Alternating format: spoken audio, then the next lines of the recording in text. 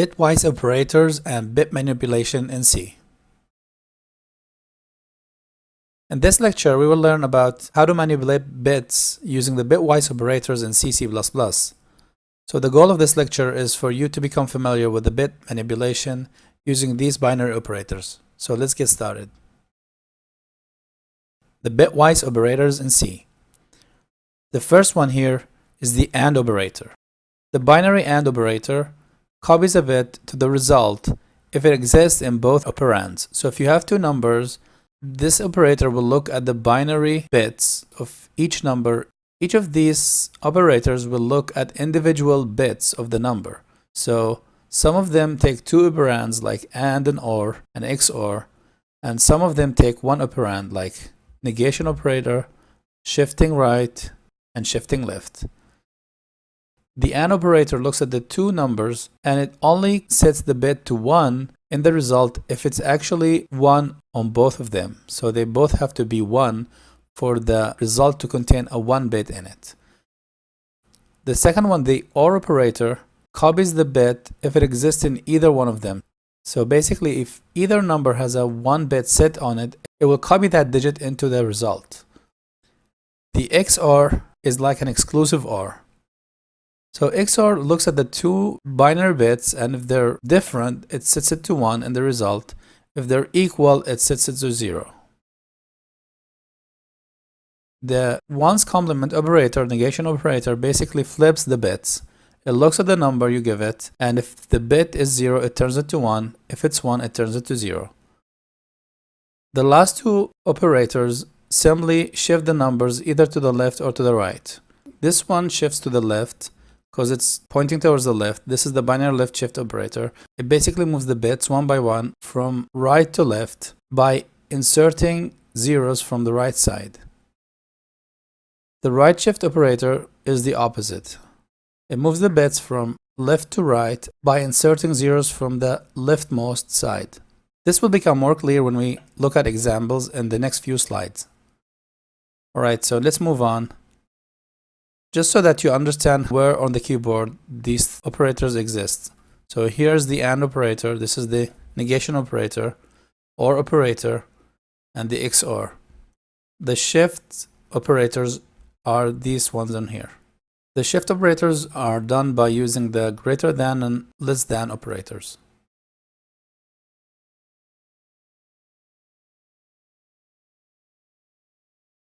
Okay, so now we want to look at the AND operation, bitwise AND. Let's assume we have two numbers, n1 is 4, n2 is 5. In binary, this is how the 4 looks like. This is 2 to the power 0, 2 to the power 1, 2 to the power 2, and 2 to the power 3. To set the number 4, we just simply set the 2 to the power 2 to 1. This is called the least significant bit. This is the most significant bit, assuming we have an integer size of 4 bits, just to simplify it. Normally on 32-bit systems, this would be like a 32-bit digit number, but I don't want to type all the remaining zeros in here, and this makes it easier for our examples.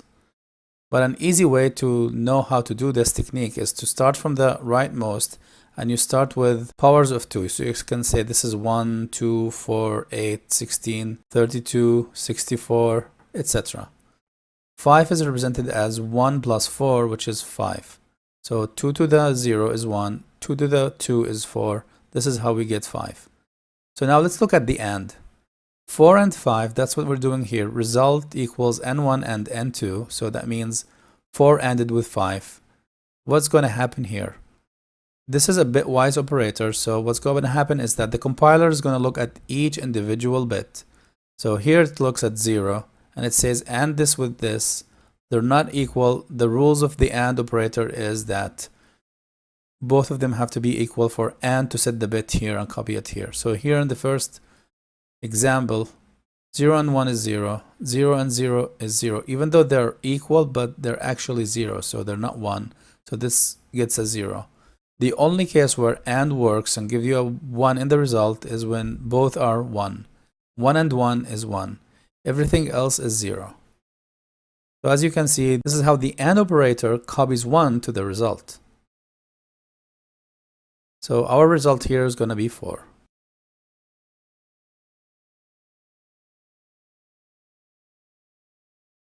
Okay, so now let's look at the OR operator.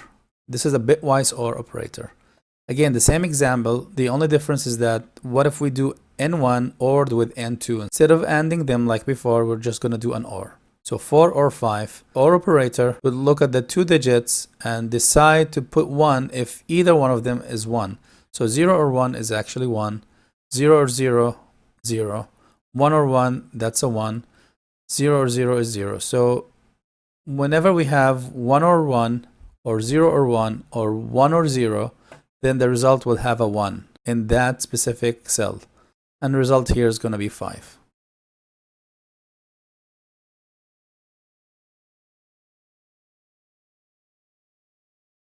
Okay, let's look at the XOR, the exclusive OR. Same example, we're just using the XOR operator. So for XOR 5, you will notice here that the main difference is that the only case where XOR sets the 1 in the result is when both bits are different. So here 0 XOR 1 or 1 or XOR 0 is the only case where you get 1. All other cases are going to be always 0. So this is the case where XOR actually gives you 1 in the result, and the expected value here is going to be 1.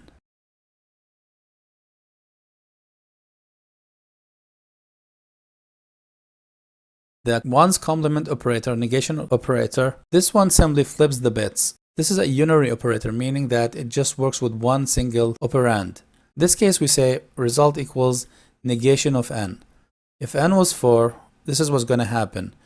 The compiler is going to go bit by bit, flip them from zeros to ones and from ones to zero. So here, as you can see, 0 becomes 1, 1 becomes 0, etc. You got to be careful with this because if you have a sign bit in here, it's also going to set the sign bit. So if the number is negative, it's going to become positive. If it's positive, it's going to become negative.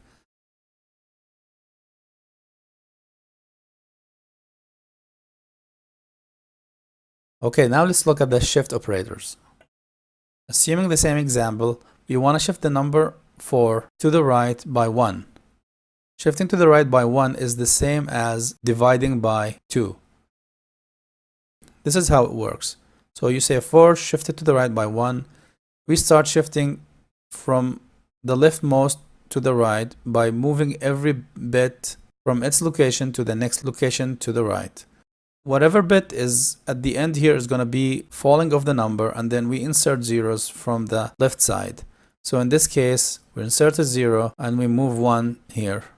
Because we said only right shift by 1, we stop after this operation. If we did another 1, then this one moves here and we add another 0. If we did yet another 1, then the 1 is going to eventually fall off the number and then you get 0 as a result. So shifting to the right is like dividing by 2. Eventually you will get 0. In this case, we did a shift right 1, so that means the result is going to be 2.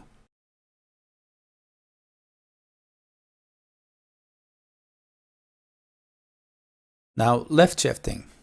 The opposite of right shifting is left shifting, where you actually act as if you're multiplying the number by 2. Let's take an example here. 4 shifted left by 2 bits. This is the number of bits, how many bits you want to move to the left. So if we have the 4 number here, we shifted left by 2. We start from the right side, inserting zeros, and then moving everything else to the left. So in this case, we're going to insert 2 zeros, move everything to the left. The reason why the 1 doesn't fall off here, because I'm using a 32-bit number, not a 4-bit number. So in this case, if we continue shifting to the left to the point where we exceed the size of the integer, in this case it's 32-bit, in that case the 1 will fall off.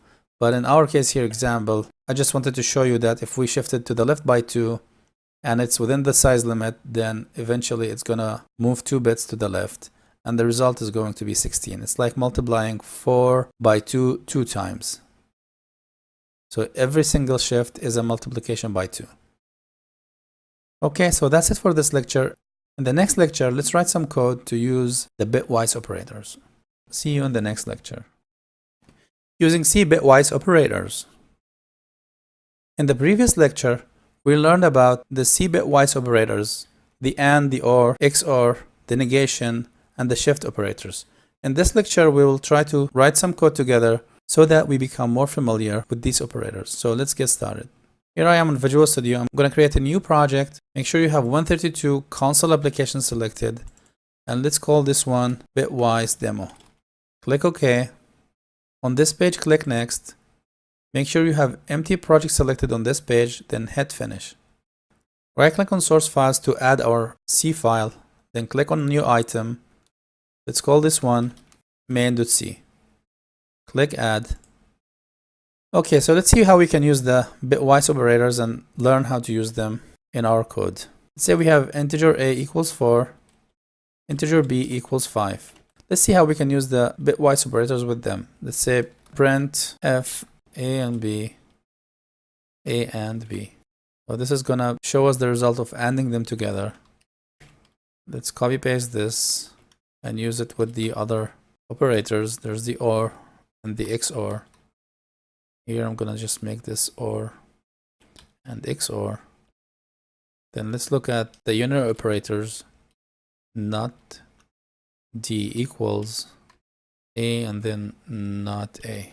Then let's look at shift operators. Let's use B here. Let's do B shifted left 2 digits, or maybe we can do even 3 digits. Okay, so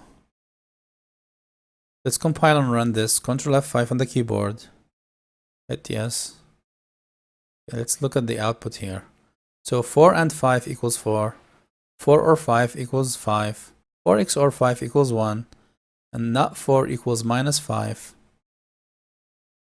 4 shifted to the right by 1 is 2. And then 5 shifted to the left by 3 equals 40. So this is how you use the operators in here. Another example, let's say we want to check if a certain bit is set on a number. For example, if we want to see if the number 5 has the 1 bit set, we can say if b and 1, we can printf bit 1 is set on this number. So, and then we can say else bit 1 is not set. So let's try the b first, then we can try the a. Ctrl F5 again. Yes. Bit 1 is set on this number because in binary this is 4 and this is 5. So it checks if B has the first bit set by using the AND operator, and it finds it to be set, so it says yes, this is set. However, if we try A here, what should happen is it should give us this else case. So let's run this, Ctrl F5. So now as you can see, bit 1 is not set on this number because 4 doesn't have the first bit set on it. Let's see the final example where if we want to count the number of bits, let's say we want to write a function called bit count. Given a number, how do we count the number of bits? There are many ways to do it, but let me show you one way to do it. Let's say the count initially is 0, while n is greater than 0. It's better to use unsigned numbers here. The technique I'm going to use requires shifting the bits to the right one by one and then capturing the first bit. And we look at that bit and see if it's 0 or 1. If it's 1, we increment the count by 1. Otherwise, we just ignore it. So what we will do here, we say if n and 1, then we say count plus plus. That means the 1 bit is set. Okay, so now let's get rid of the first bit, like this example. Shift it to the right by 1 so we could look at the next bit, because this moves here. We only look at the first bit. So now we can say n equals n shifted to the left by 1. Or you can simply use the following technique, n shifted to the left equals 1. It's just an abbreviation of the first one here. Return count. So this is basically how we implement bit count. If it's a 0, the bit count is 0. Otherwise, we go into the loop and then we start counting the bits. Let's try it out here. Say, for example, for integer I equals 0, I is less than 256 plus I, printf bit count for person D equals person D, I, and then bit count of I. Okay, so let's see this in action. Ctrl F5, compile and run, yes. So if you look at the numbers here, bit count for 0 is 0, for 1 it's 1, 2 also has 1, 5 has 2 bits like we saw, and then that's how it counts the bits. 15 in binary is all 4 ones, so here it says 4. So this is basically how we count the number of bits using this technique. Okay, so that's it for bit manipulation. Please try it out yourself. See you in the next lecture. Dynamic Memory Management Overview. In this section, we are going to learn about dynamic memory management. So let's start off with the definition. Dynamic memory management is the efficient use and allocation of memory on demand as you need it during runtime. In other words, it's the ability to request or allocate memory at runtime to process and handle large amounts of data. This is a really cool feature in C and C++, because with dynamic memory management, if your system has more memory, then there's no need for you to go back and rewrite or even rebuild your application to use that additional memory. So that's really nice. Stack versus heap. So there are two types of memory that we need to learn about today, the stack memory and the heap memory, and how they are different. Let's start off with the stack memory. On the right side here, I have divided our application memory into 4 sections. Think of it as this. There's the heap, there's the stack, and there's a section where it has the static and global variables for your code. And then the last section is where you have the instructions of your application, or the code, so to speak. In this section, we're going to cover the first two, the heap memory and the stack memory. Both of them share the same memory pool that you have inside your application. I drew the stack memory slightly smaller than the heap because in reality, heap memory is usually a lot larger than the stack memory. So let's talk about what is the stack memory and what is the heap memory. First off, the stack memory. All the memory that we have been using so far in this course in our code has been allocated on the stack. The main attributes of the stack memory are as following. First of all, the stack memory is automatic. So you don't need to worry about allocating and freeing that memory. It's simply handled for you. You don't need to worry about writing the code to allocate that memory or freeing that memory. The second attribute is that the stack memory is static. That means it's fixed at compile time. Because the compiler looks at the memory you need for your variables, it allocates that memory and it does not allow you to change it at runtime. So that's kind of like a drawback or a limitation of the stack memory. Third point is that this memory is very fast and will not become fragmented. Memory fragmentation is a topic I will mention when I talk about the heap. Every time you use local variables, then you're basically using the stack memory. And last point is that the stack size has a limit. It's usually operating system dependent. You can run into situations when you have stack overflow. For example, if you allocate a really large array as a local variable on the stack, you could potentially cause stack overflow. So the takeaway from this slide is that the stack memory is the one that we use for our function calls and local variables. Okay, moving on to the next slide. Here's an example of how we have been using the stack memory so far. As you can see in this example, you don't worry about how big is the integer. We know that it's 4 bytes, but that is done for us by the compiler. It knows how to allocate the 4 bytes. It knows where to allocate them on the stack, and it does that automatically once you define or declare a variable. So as you can see in this example, we declare 3 variables, integer a, float f, and character c. And the minute this code gets executed, since these are local variables, they are instantly allocated on the stack memory. And that's done for us on our behalf by the compiler. They get automatically allocated on the stack. We don't have to worry about the size or the location of these variables. We just know that this memory is available to us and we can start using it immediately.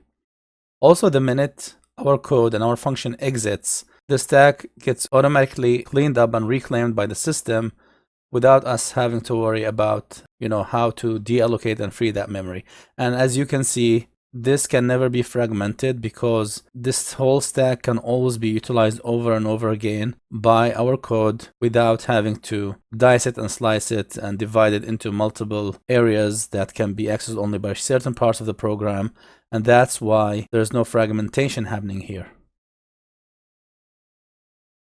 Here's a code example of how we have been using the stack memory, where you enter the main function, you define an integer ABC, a character text array of 100, even pointers, all live on the stack. The minute this function is entered to be executed, all of this memory will automatically be allocated for us on the stack. And once we're done, we exit this function, this memory disappears from the stack. It's cleaned up. That way the stack remains free again, and it can be used by other functions, by other code. So the other thing you want to notice here is that it doesn't matter if it's an integer or a pointer, both live on the stack. And also that this is fixed size. There's no way for you at runtime to make this text, for example, 200, 500. You cannot do that at runtime. This is not dynamic. This is fixed size. It's because it's on the stack. You just have at compile time to understand that this is only 100 bytes fixed, cannot be more than that. And that's one of the main reasons why we want to use heap memory, to be able to allocate the memory that we need whenever we need it. Stack versus heap. So there are two types of memory that we need to learn about today: the stack memory and the heap memory, and how they are different. Alright, so let's talk about the heap memory. The heap memory, in short, it's a free-floating region of memory that is larger than stack memory. In C and C++, we use pointers so that we can allocate and access our heap memory. Another thing I want to mention is that you can allocate all of the heap memory, and also you can allocate all the stack memory. You can potentially run out of memory in several situations, where if your heap keeps growing all the way, eats up all the memory pool, or your stack goes all the way up, at some point you might run out of memory if you use up all of the allowed memory for your application. But keep in mind that with the heap you have actually more flexibility. You can allocate large chunks of data, megabytes, if not even gigabytes. So let's talk about the attributes of the heap memory. First of all, the heap memory is not automatic. That means you need to worry about allocating and freeing the memory yourself. And I have this in red because you are in charge. If you forget to deallocate or free the memory, then basically you're actually causing memory leaks from the heap. So be aware of that. You have to take care of allocating and deallocating that memory. The second, which is the main reason why we need heap memory, is that it is dynamic. Size is dynamic and can be changed multiple times at runtime, which is a really very cool feature of the heap, and that's why we need it. For example, if you want to load into your program a large image, which is maybe hundreds of megabytes of data, you don't want to allocate that on the stack for many reasons. The stack size is too small. You can cause your program to run out of stack memory, stack overflow. The second thing is that you want to be dynamic. If you're writing an image application, maybe sometimes the image size is 1 megabyte, sometimes it's 10 megabytes. You don't want to always allocate 100 megabytes, for example. So that's why we need dynamic memory. And that's given to us by the heap. The third point, heap memory can be accessed from anywhere in your program. All you need to access the heap memory is a pointer. And that pointer can be shared across all of your programs. So think of it as a global memory. It can be accessed anywhere from your program. The fourth point is that there's no limit on memory size. You will know when you can no longer allocate heap memory. If you try to allocate, for example, 100 gigabyte and you get back a null pointer, then that means you can't allocate that much memory. In most cases, 99% of the time, you get the memory that you request. It's relatively slower than stack memory, but that's because there's a heap manager that manages the heap for you. Because if your application is trying to allocate memory from here randomly, after a while, this needs to be managed by a heap manager. And this leads to the last point, which is heap can be fragmented over time. Let's say you want to allocate 100 megabytes here, and then you later on allocate 2 megabytes here, 1,000 bytes here, etc. These are different memory sections. Depending on when you free them up and how you free them up, you can cause fragmentation, but there are ways also to overcome the fragmentation. I'm not going to go into that in this course. With time, you can become more experienced. You can figure out ways to actually overcome these problems.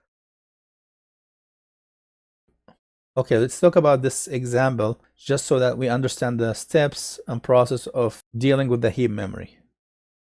Let's say we are loading large images or text files, megabytes of data. Like we discussed before in the previous slide, C and C++ allows you to efficiently manage the required memory. Here's a possible implementation that I can think of. First of all, you can query to get the file size, whether it's an image file or text file. There are some functions that you can say, give me the size of the file. It could be 1 megabyte, 10 megabytes, 100 megabytes, or any other size. The next step is that you go ahead and request that amount of memory from the heap. And the functions that we're going to talk about in this section are mainly the malloc, the calloc, and there's another one called realloc for reallocations. But malloc or memory allocation is what you use to ask the heap to give you that memory. So if we take this example, 1 megabyte, you might say, oh, my file size is 1 megabyte. Heap, can you please give me a 1 megabyte chunk of memory that I can work with? So I want to load my file into it. So you do that by using the malloc. The third step is upon success, your program will have access to this allocated memory. So basically, if the heap manages to give you that memory, it hands you back a pointer to that memory. If it fails to allocate that memory for some weird reason, then it gives you back null. Once you get null, you understand you can't allocate that memory. And that's a rare case, but you still have to handle that. You want to handle that so that your code can take care of situations where it fails. So let's say we have obtained the pointer to that 1 megabyte memory. Now, what we simply do is we just interact with it as a normal memory. Now we know we have a buffer of 100 or a 1 megabyte. We load the file into that memory by accessing that pointer. And then after that, you process the file the way you want. You might want to draw the image on the screen. If it's a text file, you print it out on the screen or maybe to the printer, depending on your application logic. So this step is where you actually process the data. It can be different from program to program. And lastly, when you're done with that memory, like we discussed, you're in charge here. The heap is never going to take that memory away from you. It waits for you to tell it when you're done with the memory. And that's when you tell the heap that, hey, I'm done, free this memory for me. And the way we do it in C and C++, we use a function called free. You give it the pointer to that memory and say, free this memory for me. The heap will take the pointer. It knows internally from the pointer. It has its own metadata to understand. The heap manager will understand that I'll take this 1 megabyte back from you, put it back on the heap for future allocations, etc. Stack versus heap. So now that we slightly understood the difference between stack versus heap, let's look at this example so we can actually understand in more depth by example the difference between the two. So in this function, the main function, I have an integer a. This is static integer on the stack, which is automatic. And then I say integer pointer pa equals malloc of 4. So in this example, I'm showing you two different ways of allocating an integer. The first one is an integer a on the stack. That's how we typically allocate an integer. The second one is dynamic. Integer pointer pa puts the pointer on the stack, but element it points to is actually on the heap. So we say malloc of 4, and this is the size in bytes of the memory you want to allocate. So 4 bytes here is the size of integer. Now, typically, I don't want to do it this way. I don't recommend that you actually hard code the sizes like this. This is not good. Please don't do it this way. Let me show you a better way of doing that. This is the better way. You say simply malloc for me size of integer. This malloc is a request for the heap to allocate an integer for me on the heap, gives me back a pointer, and I hold that pointer inside this variable so that I can work with it. So this is a typical example of how we allocate an integer on the stack, how we allocate an integer on the heap. Of course, you're not going to be using the heap just to allocate one integer. That seems to be an overkill, but this is just an example. It's more useful when you want to allocate large chunks of data. So always make sure that never hard code the size. Use size of to help you determine the number of bytes you want. Here's a better example where we could be allocating large memory. In our previous programs, if we wanted an array of integers, let's say an array of 100 integer, we would say integer nums of 100. This is on the stack. This is fixed size. The dynamic approach is you say integer pointer, for example, pnums equals malloc 100 elements times the size of integer, because we want 100 integers. And malloc only deals with bytes. That's why we want to translate this into bytes for malloc so that it can understand it. Each integer is 4 bytes, so we know that we're going to need 400 bytes. So the power of this is that this 100 can be dynamic. For example, if you ask the user for input, say, how many elements would you like me to allocate for you? The user would say maybe 1,000 elements. Then you can put this as a variable here. And that's where it becomes dynamic. Same thing applies to file sizes. If you, before this step, for example, if you want to read a file, you don't know exactly how big is the file, you go ask for the size of the file, call some function to give you back the size in bytes, and then you allocate the exact size here. Then you load the file into that memory. So that's where dynamic memory is very useful. Now let's look at a complete example from the minute we want to allocate memory on the heap, use it, and then free it up. So this is a full example here. In my main function, I want to allocate memory from the heap. So I say integer pointer because we know that the heap usually gives me back a pointer. I want to say integer pointer PA malloc size of integer. So basically I'm allocating an integer on the heap. This either gives me back that pointer or may give me back null in case of failure. For some reason allocation may fail, so you should always check for nulls. So if null is not my PA, that means it's something valid. In that case, I go ahead and use it. The way I use it is that just like a typical integer pointer, contents of PA equals 123. So we go and store 123 inside that new heap memory, which is one integer, and storing that value 123. Next, I want to process it. I simply say print out the value equals %d decimal contents of PA. This should print out on the screen 123.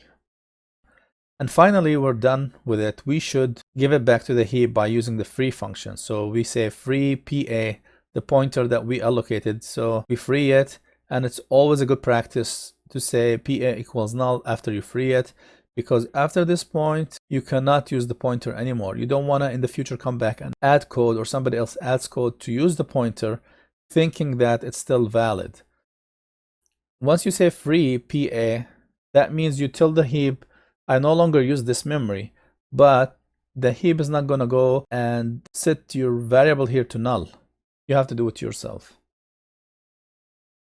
So in short, whenever you malloc, you have to keep in mind that somewhere in your program you have to free. That's some technique that I always use, just to keep in my mind that whenever I say malloc, I remember immediately I have to say free upon success. So you always pair them together. And that way you avoid memory leaks and you avoid getting into problems. Dynamic memory management using malloc and free. In this lecture, we're going to learn how to use malloc and free to build a function called combine strings. The idea here is that this function will take two strings of any size, any length, and then give you back a pointer to the string that combines the two together. So let's jump into Visual Studio and see how we can implement that. Okay, so here I am on Visual Studio. Let's click on File, New Project. From the New Project window, make sure you have Visual C++ template selected, then select on 132, and this is going to be a console application, and we're going to call it Combine Strings. Click OK. On this page, we're going to click Next. On this page, make sure you have Empty Project selected, and then uncheck the Security Development Lifecycle checks. Then hit Finish. Right-click on Source Files, Add New Item. And let's call this main.c. And then click Add to add it. Okay, so today's lecture is about how to use malloc and free in C. Let's see how we can implement a function like this called combine strings. And it takes in two strings. This is string 1, and this is string 2. So this could potentially be any number of characters in here. Could be 1 or 2 characters, could be 10,000 characters, etc. Same thing applies to the second string. So the goal is to be able to combine them into one single string and return that to the caller. Char pointer p_result equals combine strings. Okay, so let's implement this function. Okay, so it returns a char pointer combine strings, and it takes in a const char pointer p1, const char pointer p2. That should be what we want. Before we start implementing this, let's discuss why we want to use the heap here. As I mentioned before, this string could be really large in size and this could be large in size. So one possible solution to this is that you can do a char result in here of, like, let's say 3000 characters, and then you start copying the two strings into it and then eventually return that to the caller. There's two problems with this approach. First of all, this is on the stack. You cannot return this to the caller because once this function exits, if you remember from previous lectures, this memory is going to go back to the system stack and you can no longer use it. So if you try to use it afterwards in here, you will probably cause your program to crash. So that's not how you should do it. This is not proper C or C++ code. That's the first issue. Now you could say, okay, I'll make this global here. Well, the second issue, you could potentially do that way, but the problem with this is that this is fixed in size. Once you do it this way, you're not using the heap. That means you cannot allocate more than 3000 characters. All right, so I hope now you understand why we want to use the heap. So let's start implementing this with the heap. First things first, we should check for the input parameters. If null is p1 and null is p2, in that case, we return null. There's no point in allocating a new string. Otherwise, this is what we eventually want to do, is say char pointer p result equals malloc of some size here. It should at least be the size of p1 and the size of p2.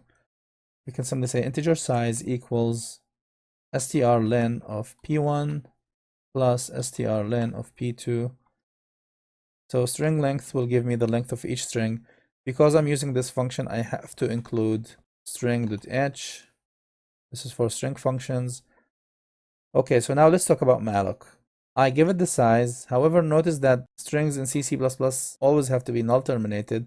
This takes care of all the characters, but we want to also take care of the null character. So +1 for the null character.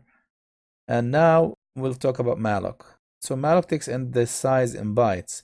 However, here we're dealing with characters. In this example, characters and bytes are the same size. What happens if you were using Unicode characters or multi-byte characters? Then that will not be always true. So that's why we should always use the size of and multiply that by this many characters. This is the proper way to convert from chars into bytes. Okay, so this looks good. The other thing is that we have to actually include malloc.h. And that's what we use for malloc free and all the heap functions, all defined in this header file, malloc.h. So once I do that, if I hit Ctrl+Shift-space on the keyboard, it shows me now the proper prototype for this malloc. As you can see, malloc takes in a size and returns a void pointer. Now, if we try to compile this, the compiler is gonna warn us about char pointer to void pointer. So we should typecast it here just so that we avoid any warnings or errors. All right, so what do we do next?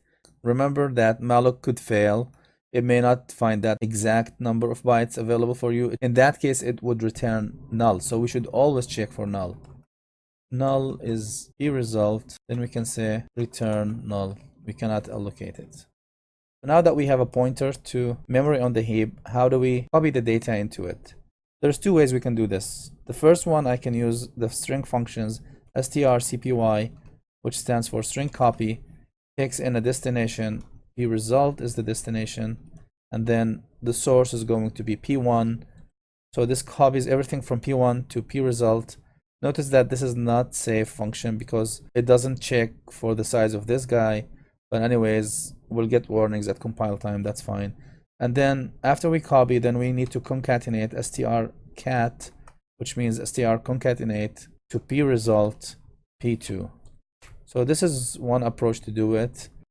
The second technique uses something called string printf, similar to printf, except that it prints into a string, and we can say %s, comma p1, comma p2. So there's two different ways to do it. I'll comment this out for now and then continue. With this, we're done. We can return the result pointer to the caller. Okay, so what did we do here? We check for nulls. If that's the case, we return null. Otherwise, we get the length of both strings and then try to allocate, request from the heap that many number of bytes +1 for the null character. If the heap successfully gives us that memory, we'll get back the result inside this pointer. We check if it's null, then we fail, we simply return null. Otherwise, we copy the first string into it and then concatenate the second string into the same output, and then finally return this to the caller. The main thing to notice is that since we do malloc here, that means we took away some memory from the heap. At some point, we have to free it. And in this case, we're going to rely on the caller to free that memory. Okay, so next we want to print this out, but we should check, since this function returns null here and returns null at the top, we should always check here that this is valid. If null is not p-result, in that case, we will print out the result. Printf result equals %s, and then put p-result in here. Okay. And then we should, at this point, we should free that memory since we're done. Free p-result pointer. And also, I recommend that you do something like this. p-result equals null. Every time you free a pointer, just set it back to null. Okay, so let's compile this. Hit Ctrl-Shift-B on the keyboard to build a solution. As you can see, I'm getting some warnings here that string copy, string cat are unsafe functions. That's fine. We can ignore this for now. Let's run it. Ctrl F5 on the keyboard to run. As you can see, the output says result equals this is string 1 and this is string 2. Okay, so this is working fine. Cool. Now let's try the second technique, which is using the string printf. We can comment this out and uncomment this. Let's hit Ctrl-Shift-B again to compile. Okay, also string printf is unsafe. That's fine. Ctrl F5 on the keyboard to run. And as you can see, this is string 1 and this is string 2 combined together. Alright, so that's it for how to use the heap. I hope this is clear enough, and I hope you get the idea why we need the heap and how to use it. You allocate the memory you want using malloc. You get the pointer back, you would use it, and then once you're done, you can free it. So that's pretty much it for this lecture. See you in the next lecture.